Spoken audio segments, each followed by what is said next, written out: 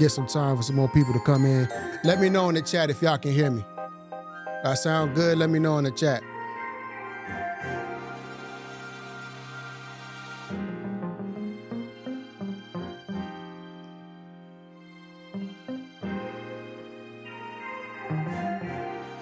Let me know if y'all can hear me in the chat.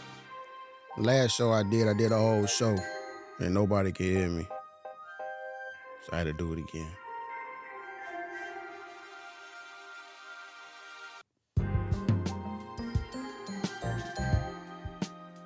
I sound good?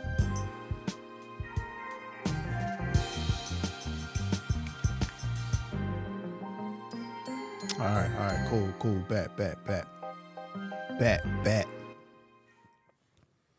All right.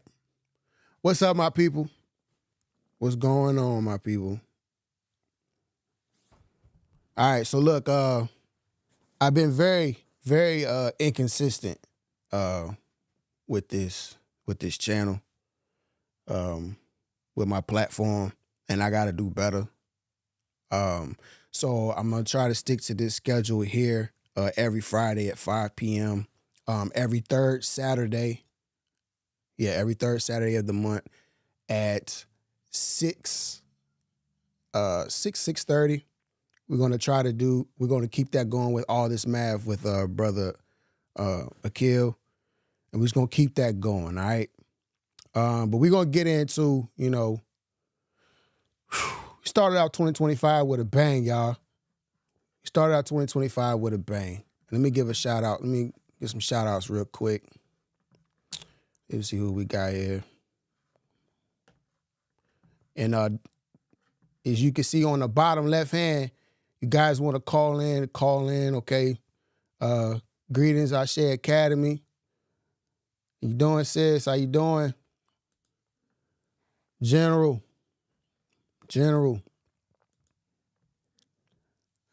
How we doing? Okay. So we're going to keep this going. Salute to everybody in the chat. All right. Appreciate you guys for tuning in. I want to speak especially to the veterans and to people who are currently in the military. All right. But let's get this show on the road. What about the U.S.? So the U.S., from what we've seen, I told you about the camps, right? That there's the advanced urban warfare. So we think it's going to look like October 7th, but it's actually based on, and October 7th was probably also based on it. It's based on the Mumbai attacks that occurred 15 years ago. How many people, how many fighters do you think we can expect in each attack?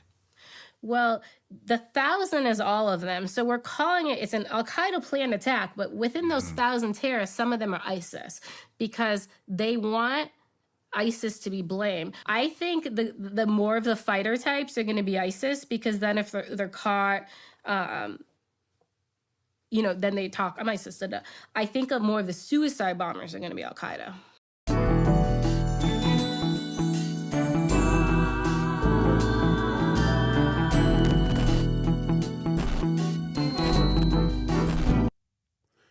All right, y'all. So if you were like me and you woke up on January 1st to very, very disturbing news about what they're now calling a terrorist attack by a 42-year-old veteran, Shamsud-Din Jabbar, who was a staff sergeant, information tech team chief for the 82nd Airborne Division's 1st Brigade Combat Team, and was also deployed in Afghanistan. He is a U.S.-born citizen from Texas and was a real estate agent allegedly having money problems. Now, this is the thing that bothers me more so than anything is because not that I have love for Trump, not that my heart bled for Trump. I didn't shed a tear for Trump with that assassination attempt. But still to this day, we don't have much information on this guy, right?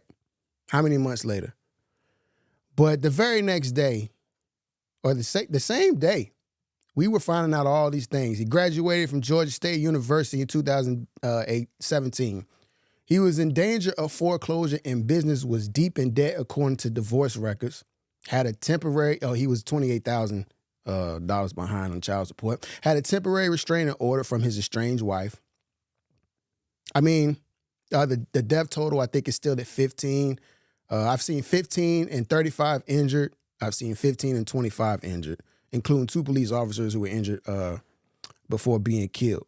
But the latest development that I've seen that bothered me as well, of course, him being military, and then what happened at the Trump Towers, hotel with the Cybertruck explosion, right?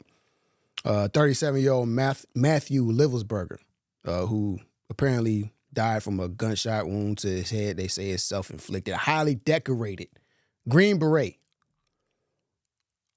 And both of these guys spent time in North Carolina, Fort Liberty, formerly known as Fort Bragg. Now, I want to talk to, like I said, all the military out there. Is there any significance in that? I've heard that it is a very large base, and it's not even a coincidence. That's usually how, there are a lot of soldiers are tied to that base, right? They've been there at some point in time. If you could just let me know, and how do you feel about this, right? Like, as a person who has served in the military, especially if you, put your life on the line for this country, and, to see things like this happening, right? We're going to get to this first clip about the Cybertruck footage. They now have footage of the Matthew leading up to the point of the explosion, him driving around with security footage. Let me see. Let me get to these comments. Y'all gonna have to forgive me. I want y'all to call in so I don't have to try to keep up with the comments as much. Let me see. Still learning. Let me move this around so people can see. See that Trump thing was a false flag. I don't care what no one says. I got you. I got you. I got you. We got the number is 848-888-9170. Let's get to this video footage of Matthew in a Cybertruck that was also rented in the same area with the peer-to-peer app. Let's go. You can see the Cybertruck highlighted there.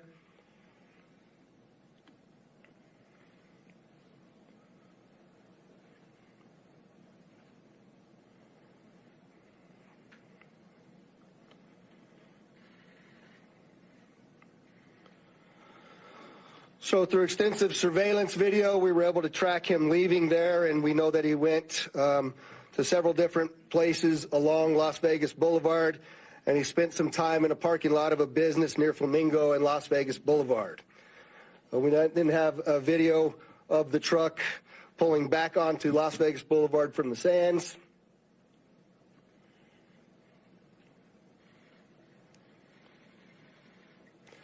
See that there? That's north on the boulevard from Sands at 8:39, where he then immediately heads to the Trump Hotel, pulls into the valet area, and as of course you all know, the explosion occurs within 17 seconds of his arrival at the valet. Okay, so this dude here, has some weird background info on him. Speaking towards like his mentality and how he was treating his fiance or then wife. But all this is just weird to me because, and I'm not saying these guys didn't do what they did. I don't know. I'm not finna sit here and be this huge conspiracy theorist. But what bothers me is that, number one, it's so close to the inauguration of Trump. And I already had this gut feeling that they were going to try to pull something as they got closer to that date. But at the same time, all hands on deck when it's these things right here. And I mean, look, it's sad to say that these aren't the first types of situations that's happened before in this country, right? We don't see presidential candidates or presidential sitting presidents get shots thrown their way as often as these types of things that we're seeing here. We're going to get further, though, into talking to us former CIA officer Sarah Adams, because she did a podcast last year, towards the end of last year, speaking about these things possibly happening, how we may have secret cells within this country, and especially, attributing it to these open borders this country not really caring. But let's get to first Senator John Kennedy, and him supposed to be saying that he is going to keep his foot on the necks of the FBI, the federal government, to make sure that they're telling the whole truth and nothing but the truth. Let's go. Republican Louisiana Senator John Kennedy. Senator, thank you very much for taking some time out for us. We know that you're very busy talking with law enforcement on the ground. There are a lot of folks in this country tonight that are afraid of what's happening in New Orleans.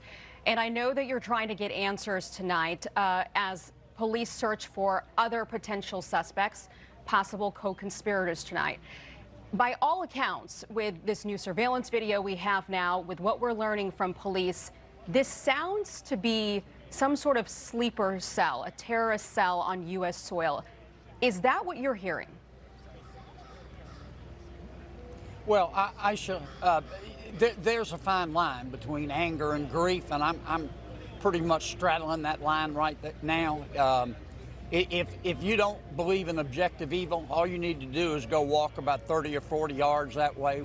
I'm here for two reasons. Number one, these are my people, and these are my people's guests. Number two, I don't want to hear from anybody in the federal government that they don't have the resources.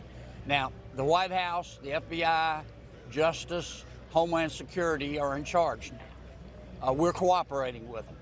I want to give them a reasonable period of time. There's a lot of information out there. Some of it is actually true. I want to give them a reasonable period of time, but they need to saddle up and ride. We need to find out what happened here, and it's not going to be covered up. We're going to tell the American people exactly what happened, and that's why I'm down here. Yeah. We know a lot more than what's being reported, Aisha, but they are in the middle of an active investigation, and I don't want to do anything to screw it up. Okay. But I'm also not going to let them take the pressure off. Yeah, I've been there as well. It's crazy. I went there, it was probably like 2019, 2020. I went there for Mardi Gras, matter of fact. And I'm not going to lie to you, like I've always had an issue with big crowds. I went there for Mardi Gras, and I did not enjoy myself at all. I didn't.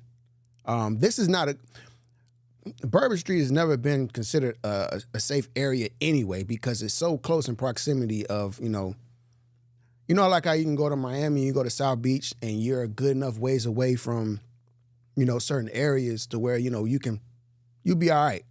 Even though there's a few elements that could still pop up. You right next door. You right next door to some stuff that can pop off. But yeah, and after this clip, we're gonna play the governor, Jeff Landry, and watch how horrible his press conference is. But let's keep going with this one. Okay, got it, Senator.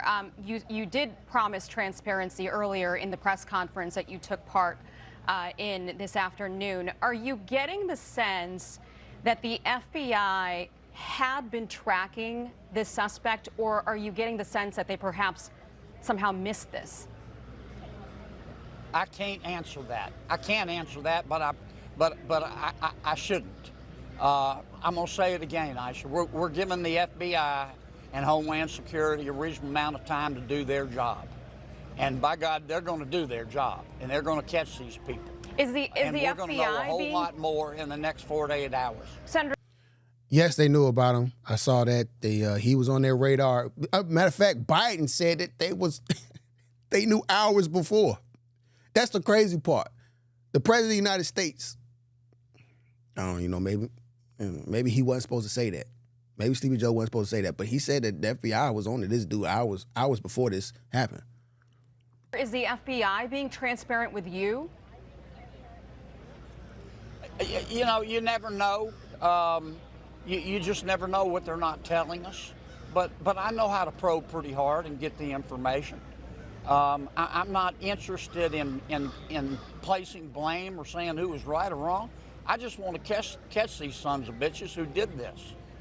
Yeah, there is an active manhunt, it sounds like, right now for some of these. We don't know how many. We were told a range of suspects, perhaps 3 or 4. We know there's surveillance video out there showing. All right, we're going to move on because that FBI said that he was the only one involved. So let's go to probably one of the worst governors in serving for any state within the United States of America. This dude is a real piece of shit, and you can listen to how he talks, okay? The problem, the question he's finna get is, after this just happened, it's a college bowl game that's supposed to been happening within the next 24 hours. And he was in the beginning, he was trying to just let's go ahead and have the bowl game. But then when he started catching heat for it, he walked it back. Right? I think she even asked John Kennedy about it. And he was like, nah, I'm supporting with the governor, but yeah, we need to push it back. But watch how he handles this in this press conference. This cocksucker. This is for you and the assistant director. The message has really changed since yesterday. Yesterday, the FBI said that people should be vigilant, that he did not act alone, that he likely had help.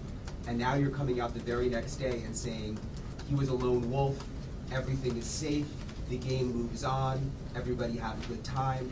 How can you be so sure just 12 hours later? Well, we're going to bring him up, all right? But here's what I want to remind everyone, like I was a deputy sheriff, all right? I worked in a jail, I worked on the street, I worked on the interstate, I served warrants. I can tell you. Look, in today's world, I get it, information, we get information like that. Everybody lives in a 15-second TikTok video. We think that life operates like it does on our phones, and it just doesn't. Information changes. In fact, that's why we ask the media for patience. We get information, like I said, no one dumps a 1,000-piece jigsaw puzzle and puts it together in 5 seconds, okay? And what I would tell you is that I appreciate the fact that what we did was we're under-promising and over-delivering today. And I think that's important. And I want to remind something. Look, because over the last decade, law enforcement has taken it on the chin, unfairly. And there are great men and women serving in the FBI, in ATF, in Louisiana State Police, in New Orleans PD. Our sheriffs have been unbelievable in this. And I tell you, they want to protect you all. And we have to trust them. And sometimes the information we put out, we end up finding out that it may be incorrect. But guess what? What we're doing here is something that I think is important. It's called transparency. And look, something may change again. Here's what I do know, though. Right now, this is one of the safest places on earth. That doesn't mean that nothing can't happen. One of the safest places on earth, huh? I wouldn't be saying that right now, no time soon. I would,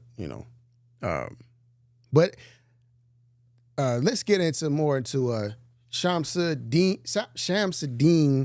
Jabbar.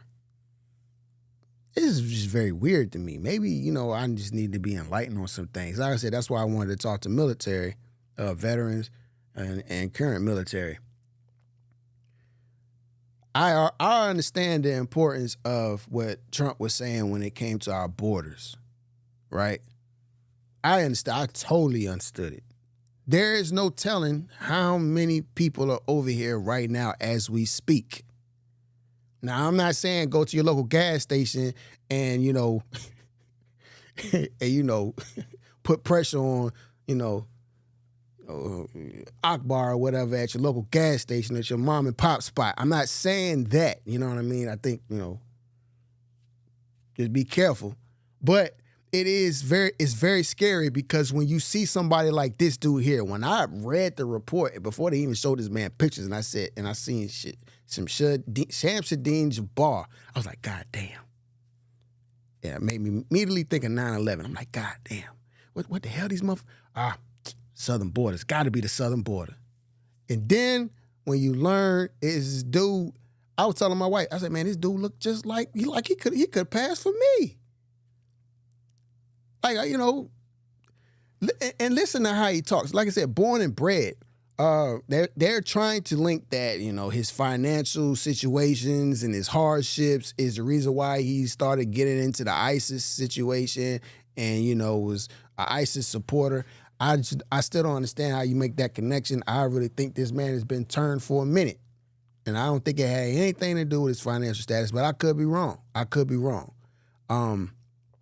But let's get into his, because, he's a real estate he tried to start his own business with real estate. It didn't work out too well. But here's his video that has been going around, going viral for a minute because and it just threw me off of how he looks, how he talks. Let's go. Good evening. I'm Shamsud-Din Jabbar, property manager with Blue Meadow Properties and team lead at the Midas Group at Core Realty. I just want to say hello and let you know a little bit about me. So I'm born and raised in Beaumont, Texas, and now live in Houston. And I've been here all my life, with the exception of traveling for the military, where I spent 10 years as a human resources specialist and IT specialist, where I learned the meaning of great service and what it means to be responsive and take everything seriously, dotting I's and crossing T's to make sure that things go off without a hitch. So I've taken those skills and applied them to my career as a real estate agent, where I feel like what really sets me apart from other agents is my ability to be able to, one, be a fierce negotiator. So not only do I brilliantly market your property. Hell with what he's saying. This messed me up when I seen this video. When he said his name country, Shamsud-Din Jabbar, I'm like, this dude don't even have no Middle Eastern accent or nothing, and he looked like the nigga that would be invited to the barbecue. He would be the nigga be asking like, hey, y'all want me to bring ice or some sodas or something? Like it messed me up. Because now it's like you can't really just like point people out no more. We got people who are allegedly within our own military that's turned. And then there's no telling how many people have crossed that border that are setting up shop. I already did a video not too long ago about how much land China owns around bases that house nuclear weapons, defense weapons. Look it up. Google it. How does this happen? Am I bugging?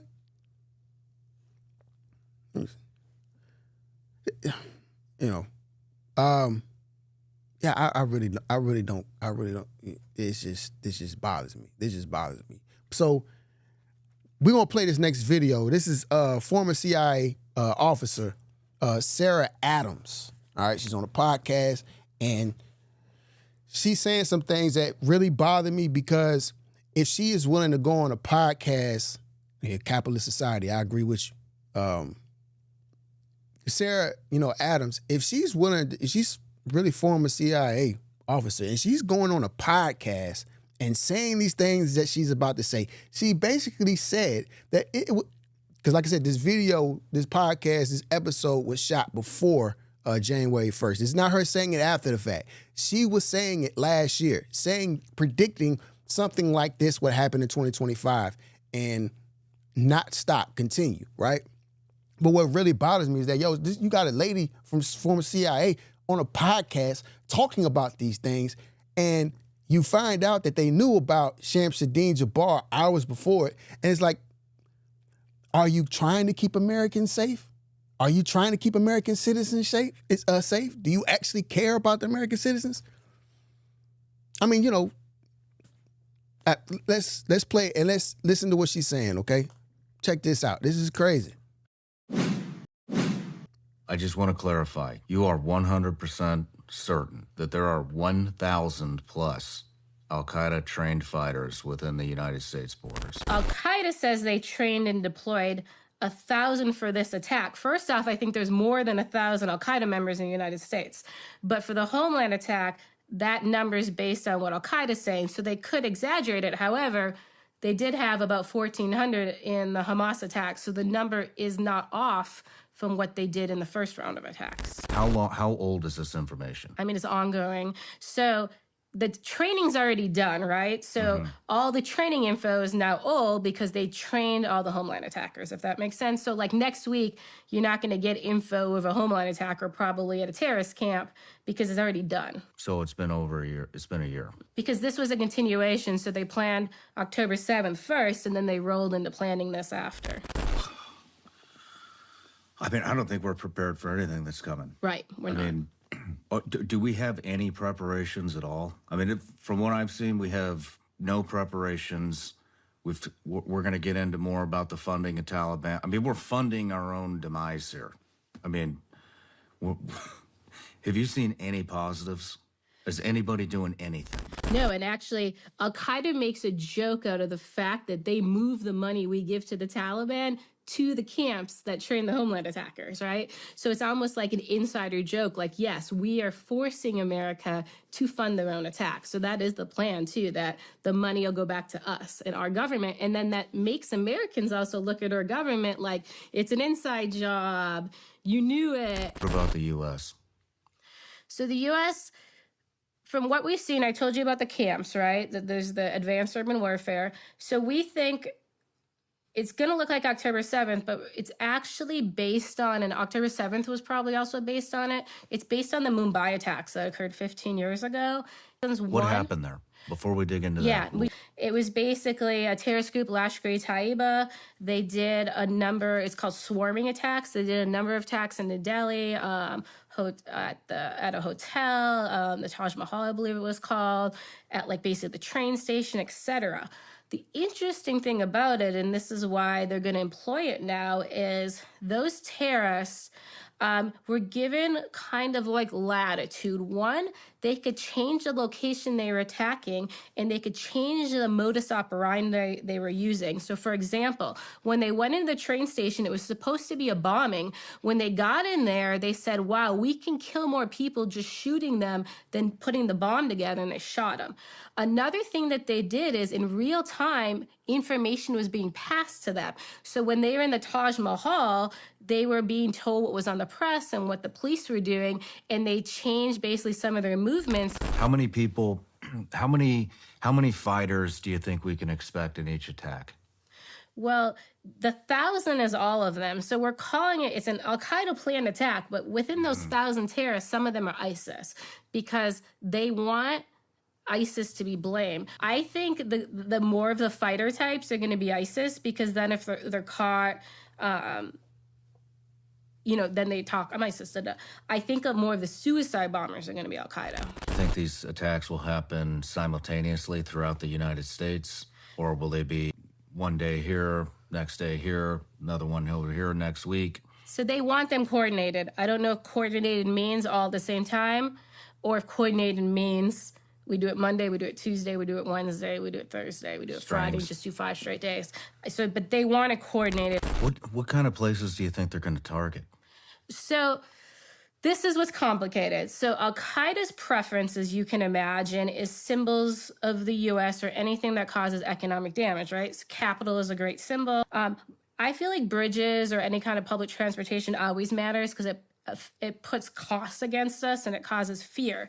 But here's where it gets complicated. So remember, the terrorists might have their goal is they're going to attack the metro in D.C., right? But remember, some of these terrorists are going to be ISIS. And remember, they can change locations. So the ISIS guy might go down the metro and say, there's not many people down here. I'll kill 20, but there's a event going on. I'm going to go up there, right? Because ISIS is a little different. ISIS just wants mass casualty. In my opinion, terrorists in general just leaving Afghanistan, a lot of them are coming up through the Darien Gap to the border. And there was a big push, right? Get in the U.S. while you can. Now, not all those Al-Qaeda's attackers, right? But they came in with fake Afghan passports. They came in with fake Syrian passports, fake Turkish passports. Those are the kind of the 3 preferences because they're easiest to get. And then, if our Border Patrol agents, a lot of them haven't been overseas, right? If an Egyptian shows up at the border with a Syrian passport, is he going to know that person was Egyptian? I mean, his passport says Syrian, right? Yeah. So we have that problem. But then Al-Qaeda wants to embarrass us again, like they did with the 9/11 attackers. And they've trained clean terrorists, right? From like Saudi, Kuwait, Jordan, etc. And they want them to get legitimate visas so we can't trust our system again. A lot of these terrorists are coming up, right? And there still is the problem of lone wolves. there is the problem of we have terrorists in this country now where those members have never been in this country, right? We don't have any idea what their intent is. Islamic movement of Uzbekistan is a great example, right? They've sent terrorists from Afghanistan region here. Why? Right? We have terrorists in this country that we don't even know their long-term plans against us because they're never really been a focus of ours, or we focused on them with this little piece where they did a few operations or training with Al-Qaeda, right? But we don't know the intent, and maybe they just are force multipliers for Al-Qaeda or the Islamic Army, but we lack the understanding. Oh, that's a lot. That's a lot. That's a lot.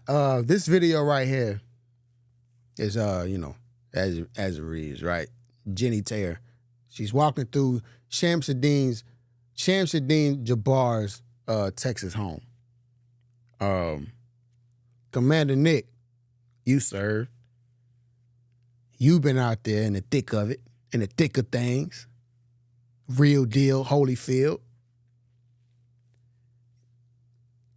Let me know if you see anything in this video that strikes you in any way, of anything that this lady may be saying wrong, maybe, you know, misinformed on. She's going to walk through this man's apartment and show some things. And let me know if this is something that you've ever seen before from somebody who has been labeled officially a terrorist. I've never seen nothing like this before. Let's go.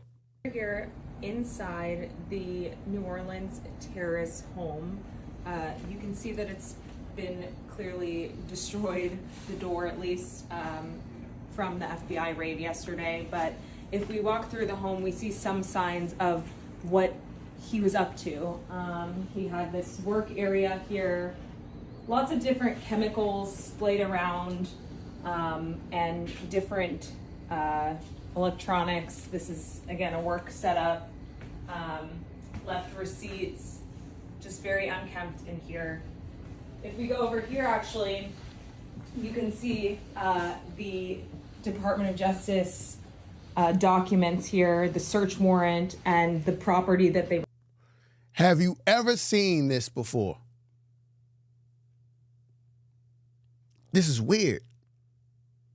I said, I'm not here to be Alex Jones. I'm not here to be Alex Jones, bro. I'm not finna try to go. I'm not trying to go off the ledge. I have never seen nothing like this before in my life. She has federal documentation. I mean, federal documentation is just sitting. Maybe this is public knowledge for me. I'm just thrown off. I've never seen anything like this before.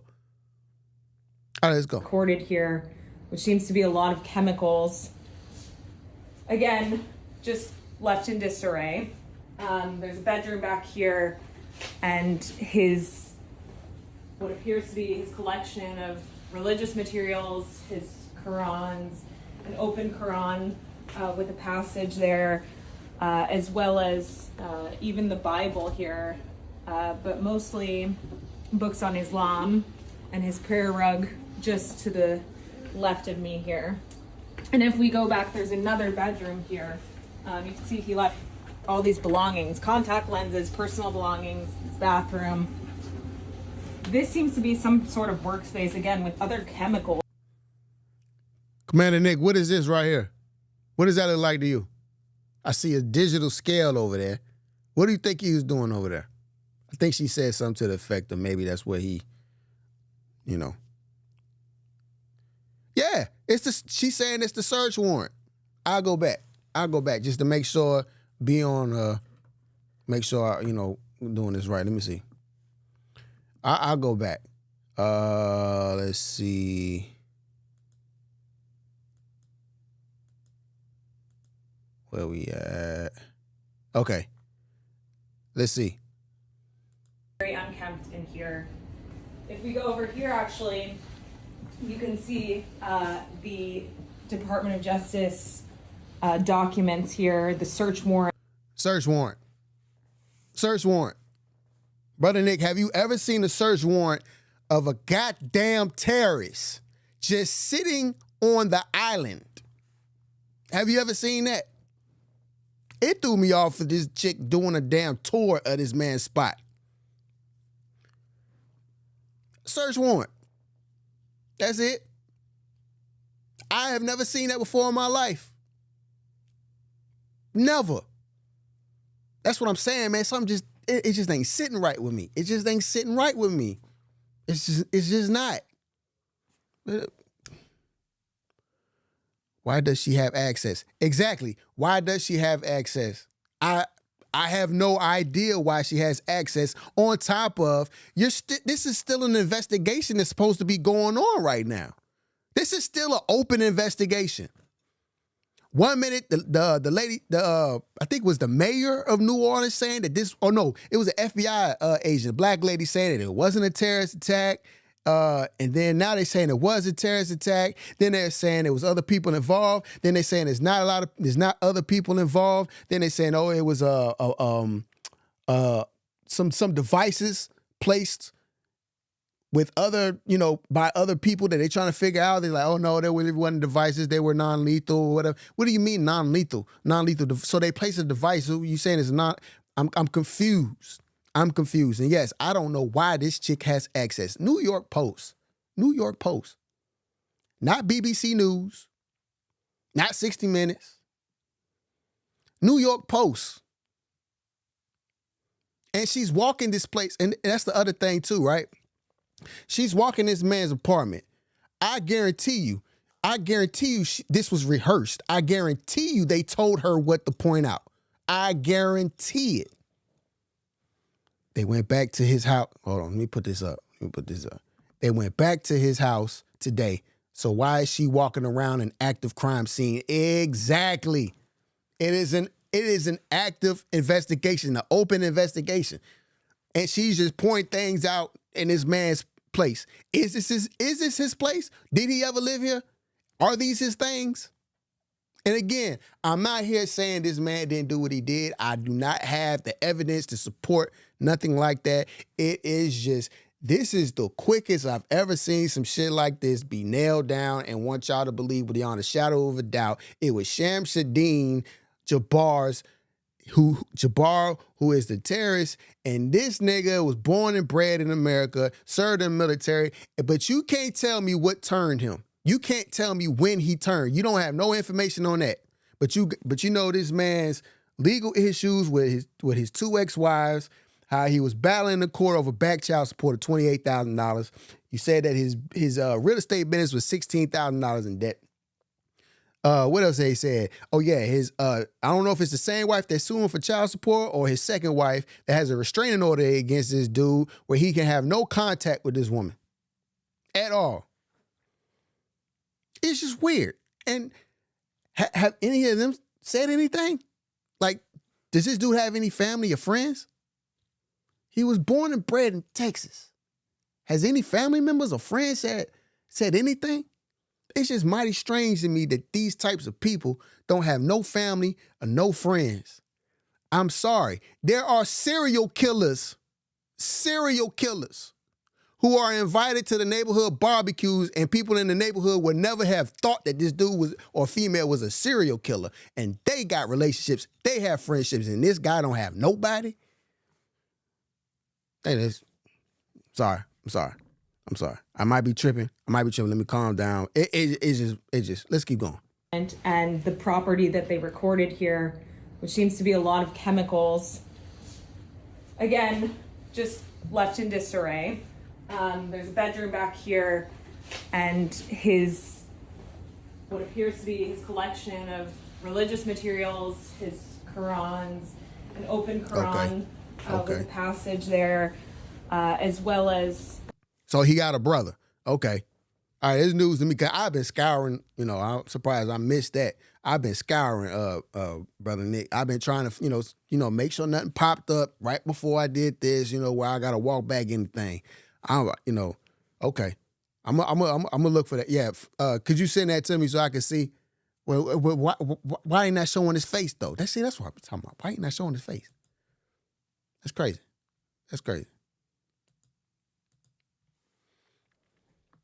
Even the Bible here, but mostly books on Islam and his prayer rug just to the left of me here.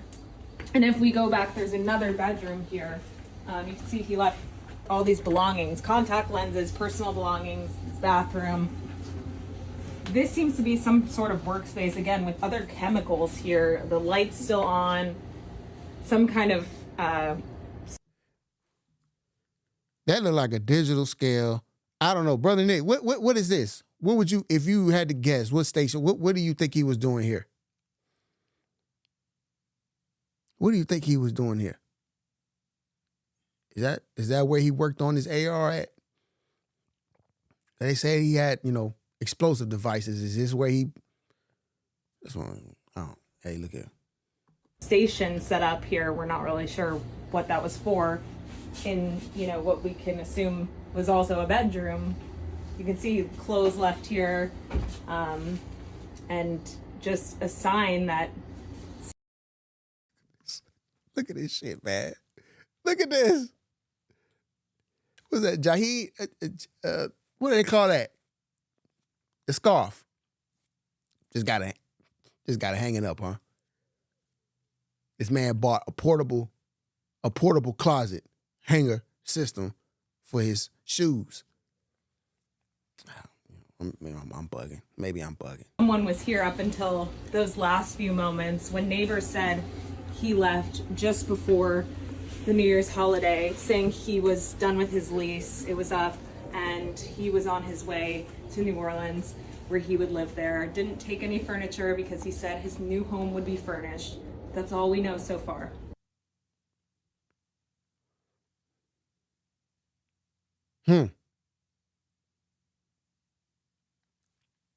Okay.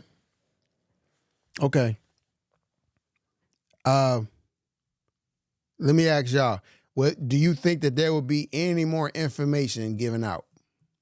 Because if the Department of Justice is allowing these things to happen for a New York Post reporter to go through an apartment that you guys just scoured and knowing that there could possibly be some things that y'all might have looked past. Some things y'all might have missed. Some things y'all might have forgot to plant. Some things y'all might have, a couple stones you might forgot to kick over. Department of Justice search warrant just sitting on top of the goddamn island, right beside the baking soda. That don't seem odd to y'all. I don't like how none of this is played out. My condolences and my sincere condolences to all of those who are affected by what happened on January 1st in Las Vegas, New Orleans. There was a mass shooting in New York. It was a plane that hit a goddamn building that killed people. I forgot where that was at. Was it Ohio? Something like that. This is a hell of a day. This is a hell of a New Year. Well, it was a hell of a New Year's Day to start off, and this has been a hell of a week so far. And the week ain't even over yet. We just getting started, baby. We just getting started. Now I'm gonna say this. Y'all please share this video, share this live, repost it if you're watching on Twitter. And I encourage people to start watching via Twitter in case YouTube try to shut me down, because that's what they've been doing. They've been trying their hardest to get me up out of here. So I'm going on Twitter. I'm trying, I'm going live on Twitter as well. So if this YouTube, you watching via YouTube and it ever gets shut down, I'm still live. It's not shut down. I'm still live on Twitter. And share this video. And also, you need to start considering the fact that you could wake up one day and it not just be something that happened on Bourbon Street or not something that just happened in Vegas. We could wake up one day this year and a lot of shit is happening at the same time. We could wake up a few days in a row of a lot of things happening. Are you prepared for it? Are you prepared for it? Because let me tell you something. The people who are over here right now, because like I said, we've already been infiltrated. This country's already been infiltrated. They just just plotting, they just planning, they getting things, they getting their ducks in a row, they just waiting. They ready. Y'all better get ready. I was at my daughter's jiu-jitsu class the other day. My 10-year-old's jiu-jitsu class. Let me tell you. On one hand, it's very stressful and, you know, it can be very aggravating on the fact of how my anxiety works, right? My anxiety is I got my eye on the door at all times. I'm sizing people up on a regular basis. I'm even sizing up little kids, trying to figure out, you know, I'm at my kids' jiu-jitsu class and there's a bench area where all the parents sit while they watch their kids, you know, do their thing on the mat. And there's this guy that walked in and stood at the front desk. Didn't say anything to anybody, right? Just stood at the desk and watched the kids do their little jiu-jitsu thing. I got my eyes on this motherfucker the whole time until the class was over. I couldn't even enjoy the class. I got my 4-year-old with me. I'm keeping my eyes on her, and I got my eyes on him at the same time while I'm trying to watch my kid do jiu-jitsu. It's crazy, and it's messed up. In these days of time, you have to keep your eyes on people. And come to find out, this guy, you know, nobody, he knew one of the instructors. And he was waiting for him to finish his class so they can have a conversation about something. But in my opinion, if you're not doing that, you can get slipped with that Mickey. These days is crazy. It's crazy days and times. You know, I can't go to a grocery store anymore and go to a register where my back is towards the door. I can't do it no more. I can't walk down an aisle of a grocery store and not have it mapped out in my head that as soon as I hear gunshots, where am I going to? Am I going to be the one to figure out who in the hell is shooting and where is it coming from and put my life on the line to take that motherfucker out? Or am I going to find the nearest police officer and use him as a human shield to get to the person and then take them out? Because police officers nowadays, they cowards too, right? You can't just think a police officer is going to have your back. They cowards too. They're cowards. They don't do good against people who have the same shit that they have or more that can go at them. So you have to protect yourself. You have to protect your family. That is your job. I don't care if you are a single mother, single father, auntie, uncle, grandma, grandpa. If you're a grandma or grandpa, you know what it is. You know the generation you come from. You know what it was like. It's just sad, you know, it's just sad, you know. I say all the time, if I could rewind back, I would not have brought kids into this world. If I knew now what I knew then, I wouldn't have kids. I wouldn't brought kids into this world. It's just crazy. It's crazy.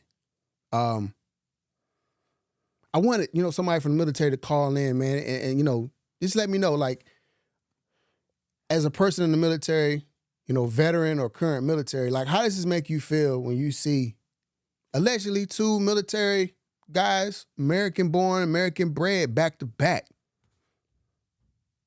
committing terrorist crimes? You know? Like, does it piss you off even more? Like, what is your pissed off level as? Because I know, I don't say I know, I have an idea, being a military brat, that it is a special honor and it's a special code within those who have served. It's a special honor and it's a special code. And when it gets violated like that, whether it's by civilian or those who are within it, it's different. It hits different for those who are serving.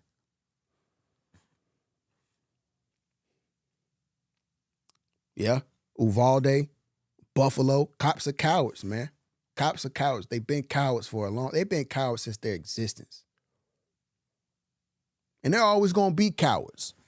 Remember now, the cop's job is only to show up after the crime has been committed. That's their job. Their job is not to be proactive. Their job is to be is to get caught after. Hey, what happened? Oh, okay. Yeah, we'll look for him. We'll try to find him. We'll try to figure it out. And the other job is fuck with us. Those who ain't even committing crimes. But yeah, it's sad, man. It's sad. It's sad. If this is what they say it is, which, I'm still on the fence about it. Juicy Smollett taught me a whole lot. You can't even believe what you see or what you hear. Juicy Smollett taught me a valuable lesson. Don't jump out the window as soon as you hear or see something. Wait, sit back and wait. But when it deals with anything with the government, the longer that they take, it lets you know that it's more extensive. It's more shit to hide. It's more lies you got to get together before we can bring it to the American public. But with this right here, this is the quickest I've ever seen something like this. And I have never seen a tour of a terrorist's home. I've never seen that. Never, ever. But yeah, everybody, I guess nobody's gonna call in and have a convo with me. Hopefully next time somebody will call in. Let me see. Let's see. The guys who Trump is bringing in are talking about cutting the VA benefits. So imagine how many veterans are going to lose it. Yeah? Yes? Yep. That's real too. That's real too. Man, look here. I don't think any veteran should have to pay taxes. I don't think no veteran should have to pay for any food, like, at restaurants or fast food. I don't think they should have to pay for gas. I think they should have a free place to live. And I'm talking about a nice, how they build those communities, a nice veteran community for those who have served. Like, the red carpet should be rolled out for veterans. Damn if you agree with any war, any conflict, anything that ain't got shit to do with them. Their job is to protect us and fight for us and put their lives on the line for us. If you have any issues with any type of conflict or any war, you talk to your goddamn politicians. Talk to them. But when it comes to our soldiers and the guys who put their lives on the line and have fought and died for us, they should never have to come back to any form of mistreatments. They should come out to a red carpet. They should be treated as such, as our warriors, as our gladiators, as our superheroes. But yeah, appreciate everybody for tuning in. Until next time, like I said, every Friday at 5 p.m., every third Saturday. I think I said the wrong time earlier. With all this math, it's every third Saturday of the month at 11 a.m. Central, 12 p.m. Eastern. And guys, share this video, man. Like, comment, subscribe, all that jazz, man. Appreciate you guys for tuning in, all right? And we are out.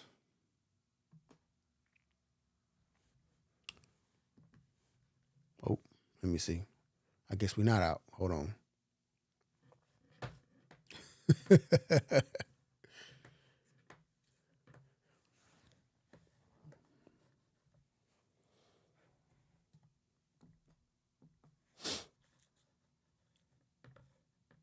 Do.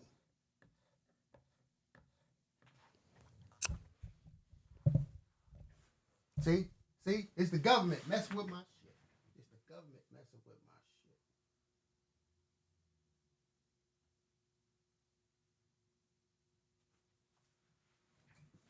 shit. It's the government messing with my shit, y'all. See, they done tapped in. They done tapped in on me. It's all right. Got something for their ass. Peace.